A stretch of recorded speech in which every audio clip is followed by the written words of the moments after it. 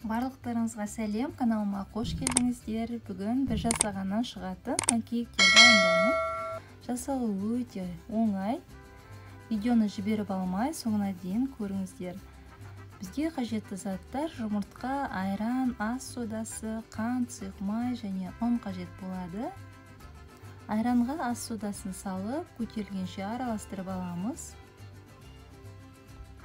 Жұмыртқаға қант қосып, қантымыз ерігенше араластырып, үстіне сұйық май және айранды қосамыз.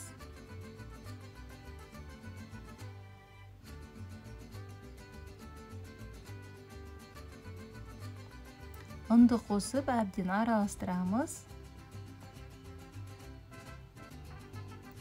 Ешқандай түйіршіктер болмауы қажет.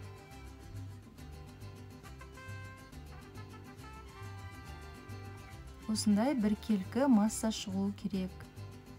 Қызып тұрған табаға ешқандай май жақпай, құрғақ табаға құйып шығамыз.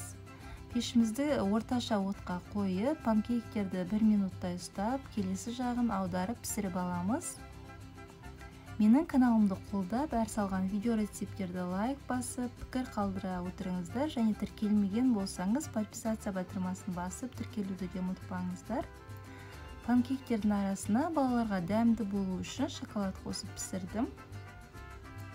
Міне панкейктер дайын болды. Арасы ешқандай тығыз емес, әдемі болып көтеріліп пісіп шықты. Қаймақпен, сгущенкамен ұсынсаңыз болады. Мен осылай шоколадты ерітіп құйып шықтым. Видеоны соңына дейін көрсеңіз, видео ұнаса лайк басып, маған кері байланыс білдіріп, пікір қалдыра отырыңыздар.